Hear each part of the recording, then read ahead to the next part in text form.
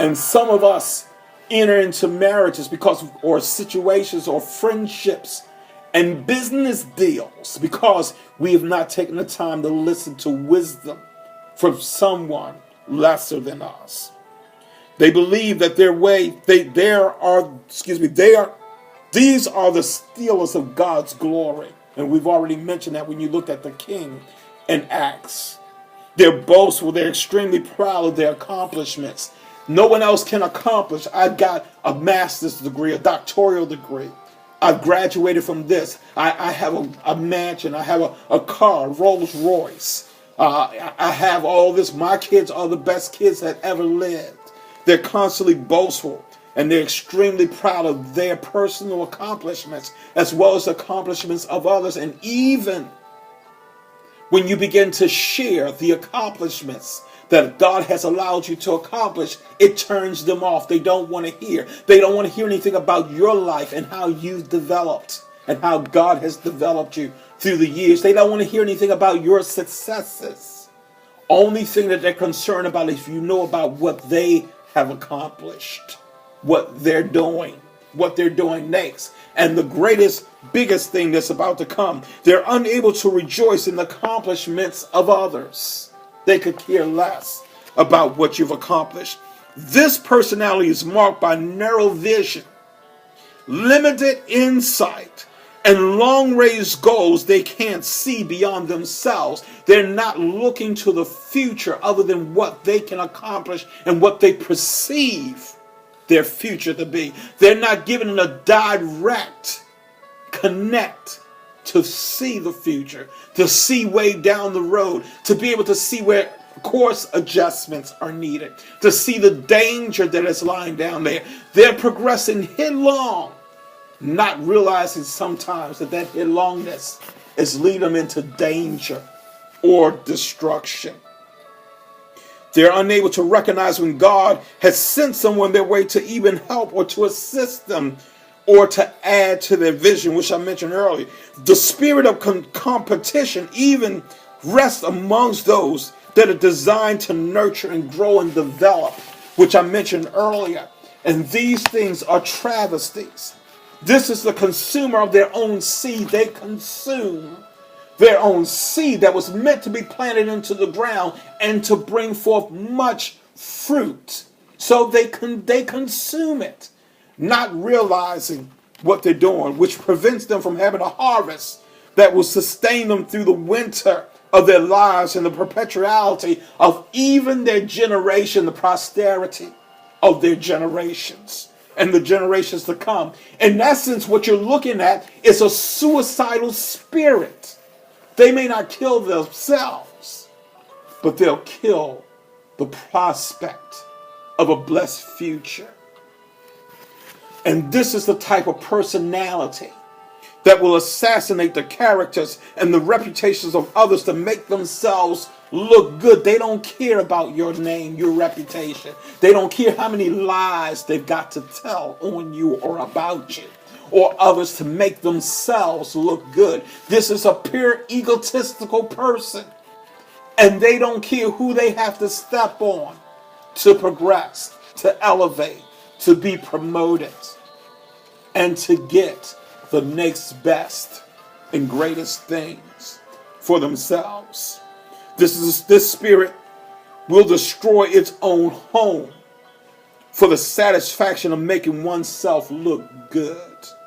This is a spirit that will become very argumentative, very destructive, unyielding, unreconcilable, full of anger and bitterness, and it's a sower, major discord, will not walk in peace, will not humble themselves to say that I'm part of the problem, now let me be part of the solution. No, because they want to make you look as bad as they possibly can, and to share abroad what you have done allegedly. These are the people that you may have heard me talk about earlier that will communicate in such a way that those that they have communicated to will not investigate, will not ask questions. How did you come to this conclusion? Why did this happen? What part did you have in this? Can this be reconciled? But because of the coldness and the callousness of their hearts, they're not willing to work on a solution. And they will strongly argue to convince you that they're right and that the other persons were wrong. They will spread as much discord and discontent and dissatisfaction in their words as much as possible to make themselves again back into the limelight. The spotlight needs to be on me. And you need to see that I'm in pain. Not realizing also that they were a party, a major party, in the falling apart of certain situations. The spirit is a destroyer of peace and soundness and prosperity. Thus, the spirit has no clue or idea of who it's stepping on. And to that extent, nor does it care to even know or who is stepping on, as long as it is stepping on someone else. And they have no understanding of who their true enemies are, their foes, and who their true allies are. Their vision is distorted, where they begin to think that their enemy is their friend, and their ally is their adversary, when all the while it's just the opposite. They can't see when someone has their best interests in mind, someone that is covering and guarding their back, someone that is praying for them, not out loud or not always in their presence, but in their secret closet before the Lord. They can't see when someone truly loves them and have genuine concern for them and genuine respect for them. They abuse those that are closest to them because they're distorted in their view, because the enemy has blinded their eyes. It has no clue of the long range damage that is done or doing, nor does it care as long as at the end of the day they're looking good by themselves. It's a spirit that causes churches to die off and be divided. It caused marriages to fail, children to hate their parents, children to have anger issues, teams that should be working together in concert to have much dysfunctionality amongst them. This is the place where visions are destroyed, altered, and become diversely different from what God's initial intent was. This is in essence the gateway to hell and not the path to God's heavenly purposes as he foreordained. They tend to not react favorably to even constructive criticism and act in a rageful way when you're telling them something that will benefit them in the long run. The attitude is, don't tell me, I know. These are persons that are truly know-it-alls in their own mind. And they don't want to hear anything. These are people that exaggerate their achievements and their talents. This is where they embellish their accomplishments, their degrees. I've been around several pastors that told people that they had doctoral degrees when some of those degrees were honorary. They didn't earn them in the classroom. They were bestowed upon them. Some of them told me they went through major courses when some of these courses were little minor courses, and did not give us much detail and information as someone who had pursued a collegiate education. We have to be careful of what we're saying. This is the place where even they're preoccupied with fantasies of success. They see themselves as being extremely successful, while all the while they're failing or even stagnated, even in the potentiality of what they could accomplish. And even their power, the power that they have or will, they think is far more powerful than them themselves. I know one person who thought they were so grand that they thought that they would ultimately have to hire a bodyguard to guard them. And no one knew who this person was, or even cared to that degree to cause any harm or hurt to befall them, but because they thought that they were so powerful in ministry that they had to have an armed bodyguard to guard them.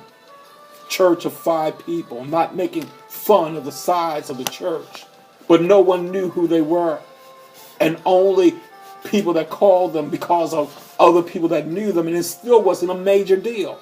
Wasn't a situation where they would be harmed. They also are delusional about their beauty and intelligence and their ideologies of love. They even have unreasonable expectation of favorable treatment. People waiting on them hand and foot, being their servants. They need constant attention and admiration. They disregard the feelings of others and have little ability for empathy or compromise, and they always feel superior. They have a great deal of mistrust. They dependent behavior. They're fully dependent on others for their security and to lift them up and to stroke their egos and tell them that they're great and that they're wonderful, that you're highly esteemed, that people will call you by name and so on. They're full of arrogance and they aggressively disrespect others. They become irresponsible, even in their positions of authority, dishonest, and a lot of times they're emotionally unstable and socially instability. They even have identity crisis, where they don't even recognize who they are. In certain cases, they take on the persona of someone whom they want to be. There's a well-known preacher that comes on TV, and I saw a minister, while they were preaching, take on that person's persona. And I had to do a double take. Am I looking at such and so, or am I looking at such and so? So we have to be careful who we want to be like. Yes, they should make an impartation, but they should never change our persona or our personality. Be who God has called you to be. Be comfortable in your own skin. Let God use your own personality, how He chooses to use your personality. You are unique and you are fearfully and wonderfully made, that you don't have to mimic or mark or emulate someone else's talents or ability or their personality. You don't have to cut and comb your hair the way that they comb and wear glasses the way that they wear and wear bow ties or whatever else you will wear to look like them. Find out who you are. Be comfortable with who you are and walk in who you are in God, and let Him use you only the way that He can use you. These are people that become paranoid. They exhibit great paranoidistic traits, not a word, paranoid. In a certain way, they become extremely suspicious.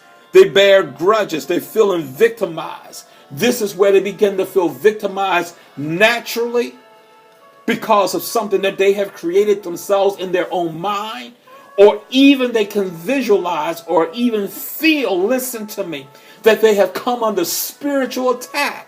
Now, yes, spiritual attacks are nothing to be taken lightly, but a lot of times these things are made up in their own minds. And I could tell and share some stories with you, but I'll do that at a later date.